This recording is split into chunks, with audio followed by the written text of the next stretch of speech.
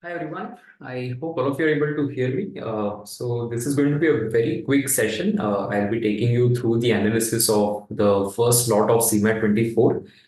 Just waiting to check if all of you are able to hear me properly, and we'll get started very quickly.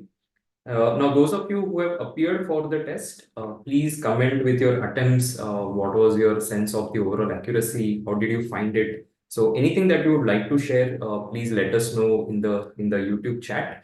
Those of you who are, of course, going for your slot two, I'm going to quickly cover the things that you will have to keep in mind. Okay. So, in terms of the overall difficulty, right? I found it to be slightly easier than last year. Of course, making a statement like that, it's not very simple to first of all make that statement because there are a lot of details to it. Firstly, I'm just going to quickly take you through the individual sections and then comment on the overall difficulty of it. Now, when you look at the quantitative section, right, quantitative techniques and data interpretation, this was found to be very easy. There wasn't anything that could have been classified as difficult or very difficult. Everything was either easy or moderate. So somebody who is a well-prepared candidate would have been in a position to attempt pretty much all the questions except maybe one question which was related to a two-digit number where the unit digit, if it is doubled and the tens place is halved, then it becomes reverse of the original number. Something like that, maybe people would have got stumped by that. Or something, let's say, from the mensuration, which was on the volume. Again, not a very difficult question, but if you don't know the formula to calculate, let's say, the volume of the sphere, then it becomes difficult for you to answer such questions. So, but in any case, there were at least 14 to 15 questions that somebody could have found and said that, okay, these are the ones that I'm going to do and would have done it nicely. I would say 16 to 17 attempts is a very good attempt with about 90% accuracy, right? So 90, 95% accuracy, that is what you're playing at. 16 to 17 attempts would have been fantastic in today's paper. Anything more than that is excellent. So if you have attempted all eight, maybe 20 questions, nothing like that. Moving on to the next section, which is the logical reasoning section. Now, in LR, again, no major surprises. Couple of questions where the ones maybe where you could have simply skipped them because you don't know a lot about it. For example, blood group O. So there was assertion reasoning question related to blood group O and the presence or absence of antigen. Now, either you know it or you don't. So such questions could have been skipped, for example. But then let's say a lot of questions related to, for example, there was one on counting of triangles. Maybe that is the one where somebody could have made a mistake because you either get all of them or miss some of them. So these things happen, right? But otherwise, the logic questions, the standalone logic questions that are there, all of them were pretty straightforward. I would say again, 15 to 16 attempts is very good position to be in with about 90-95% accuracy, right? Uh, Now, in terms of I can see somebody's comment, second shift to fluke मारना है क्या बताओ? Okay, so it depends on where your overall attempts are, right? Speaking of the next section, and I'll talk about the fluke strategy. Speaking of the third section, language comprehension, there were three questions on the technical aspect of grammar. For example, there was one statement given, and then you had two parts to it, assertion, reasoning, kind of a thing. And there was one where two statements were given. So you have to either say whether both are true or both are false. Now, these were technical aspects of grammar. For example, what are modal verbs, right? Again, if you know it, great. If you don't know it, you would have at least taken a guess. So there were some questions which were difficult in the language section, but barring these three or four questions, majority of it was something that you could have done. RC, though it was a little dense to read in terms of the words that were there in RC, it wasn't very difficult to answer because the options were pretty simple. So two questions on RC, one could have easily done it in about 3 to 4 minutes. Time was definitely not a constraint today, right? So all of you have appeared for this particular test. I'm pretty sure that time was not the issue. The issue was whether you know or you don't know how to do a particular thing. But time, I think ample time was available. In fact, I saw a lot of students at the center where I was had kind of wrapped up their this thing by about with maybe 30 minutes to go, 15 minutes to go. But now they were struggling to solve the remaining questions because they had exhausted their capacity, right? So again, language comprehension, nothing majorly different. If your grammar is in place, if your vocab is in place, you would have found it to be extremely straightforward, except those three technical questions on grammar. Speaking of the general awareness section, now on general awareness, now this is a make or break section and it has been like that in CMAT. If you're great at GK, if you're prepared thoroughly, you would have been in a position to answer, I would say about 14, 15 questions. But for somebody who had, let's say, moderate level of preparation, 9 to 10 questions or maybe 11 questions at the most is what you're looking at. I would classify the overall level as medium for the GK section because it was slightly easier than what it was last year. Same for quant, LR, and language as well. If you look at the last year's paper versus this year's paper, the paper has become slightly easier. Looking at the innovation and entrepreneurship section, a lot of questions were related to the things that we had in fact discussed in that 5 session series that we had done. So questions on entrepreneurship, questions on the PMMY scheme. So a lot of these questions people could have answered if they had attended these sessions, but even then you could have answered the questions by taking some guesswork, right? But it was definitely possible. Now, for people, especially who are coming from, say, management or commerce background, would have been it would have been a little easier. But even otherwise, I would say 10 questions is like a bare minimum that one could have done for sure by making some sort of guesswork. If you had stretched it a little bit, you could have even reached 13, 14, 15 attempts in this particular section. So overall, when you look at this paper, right, I am going to put it as slightly easier than last year, which means that the cutoffs will marginally go up.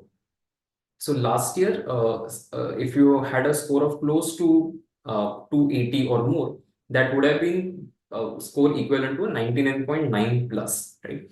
So this year, I think a score of 300 in this particular paper, of course, because you don't know how slot 2 is going to be. We'll wait for that and comment on the final score versus percentile thing at the end of the day. But just based on my take in this particular thing, right?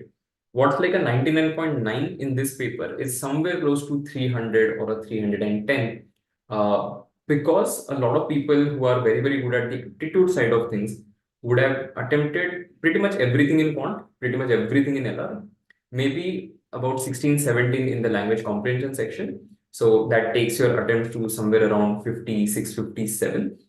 10 questions in each of the remaining. So that takes your attempt about 77 or so.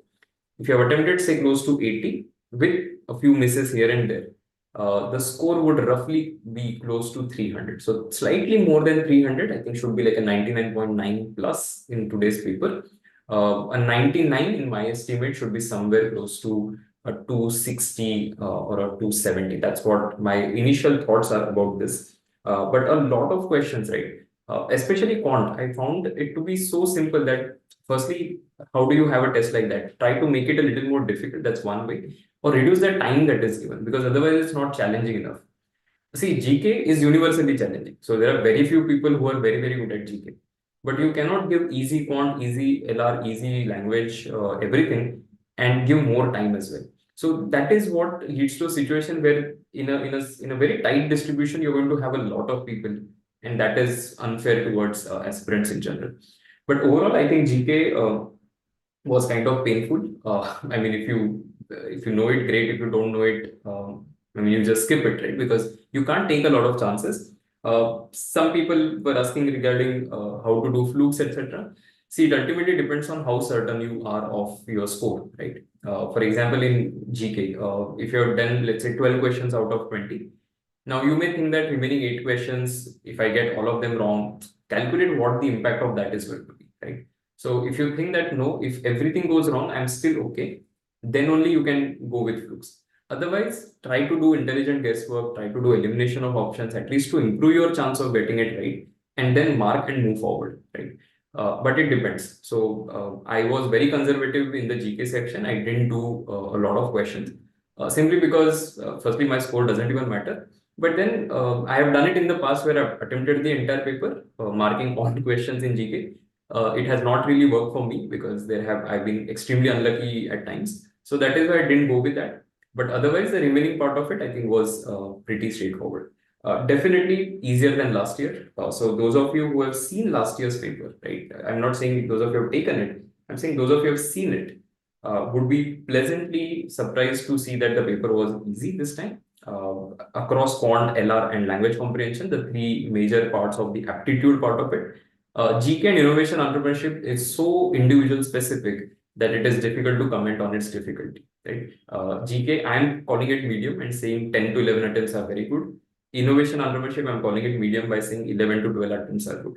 But somebody can say, no, one could have attempted 15, 16 in IME, which is also true that somebody could have done that. But if you look at the overall public, I'm going to say that 11, 12 is a very good attempt in IME. Okay. Anything that you want to know, anything that you want to ask, please let me know in the YouTube chat. Devyani has been sharing a lot of questions. Thanks, Devyani, for that. I think Devyani has covered a lot of innovation, entrepreneurship, and GK questions. Mohammed is saying they didn't collect the admit cards at center despite it being written on the admit card. Will there be any issues? So even at my center, they didn't collect the admit cards. You're supposed to take it back home. So no problem whatsoever on that front. Okay. I think the overall conduct and everything was fine at my center. But a fairly small center with about 120 students, I guess. And apart from, I think, the restrictions on usage of washroom, I don't think there was a major issue. Once they say that, okay, you can log in, you have 15 minutes before the test actually begins. Just ensure that you use the washroom if you have to prior to that, because depending on the center, they may be strict about the usage, right? So just get that clarification. Those of you who are yet to go to your slot 2 gate closure time is 1:30. So there is still time. Just ensure that you are in the right mindset, both physically and mentally, to take the test. Okay. But otherwise, nothing majorly surprising apart from, I think, the language questions which were there. In fact, I was caught off guard when I looked at those questions, because you don't study that technical part of grammar, right? You more look at it and go with the feel that, okay, how does it sound? How does it feel? And then you answer a lot of those questions. But otherwise, nothing majorly difficult. RC, as I said, slightly dense to read, but easy questions. There was one close passage which was on there were three blanks, but all of them were extremely straightforward. I mean, you don't even have to read the entire passage to answer those, because the first blank is there in the first line. The second and the third blank is there in the second line. So you don't have to read the entire passage to answer those questions. In quant, I didn't see anything related to trigonometry. The question on permutation was very easy. Omega, how many arrangements are possible if vowels are supposed to occupy odd places? So that was very simple. Probability again was very easy with four sentences given. I think 1 blue, 2 red, 3 yellow, 4 green balls, and then picking one ball and what is the probability and so on. So very easy there. Majorly dominated by the arithmetic section. So everything from percentages, ratio proportion, profit loss, SICI, time, speed, distance, time and work. But if you are clear with all the fundamentals of these topics, you should be in a position to answer everything. Geometry, again, mensuration question, which was there on, there is a cylinder and then you drop a sphere in it. And then what happens to the height? The increase in the height is what you're supposed to find. Number properties, there was a question related to if ABC is greater than 0, then what? So either you can have all three as positive, you can have two negative numbers, right? So that is something that you had to factor in. And there were a lot of on the ratio comparison, right? So 1:2, 2:1, 1:2, 3:1, 1:4, if that is A is to B is to C, then ABC is what, right? So simplified forms of ratios. There's one question on that. I had made a super silly mistake while solving it the first time, and then I realized on my second look at it. But yeah, it wasn't very, very difficult. Arpit, quant wasn't that hard because if you compare it with any other exam, or I think the only exam that I would say was where I was seeing easier quant than this would be CUET PG, which was possibly the most basic quant that was asked across this entire season. But otherwise, for a well-prepared candidate, I think this was not a very difficult paper. I'm sure people have done well in this. Those of you who are going to enter slot 2, wish all of you all the best. If there's anything, you can let me know right now. We can discuss it in the chat. We are going to have the slot 1 plus slot 2, a combined kind of overall analysis at the end of the day. So I hope to see some of you that time. We of course will have more reviews from students and from others, etc.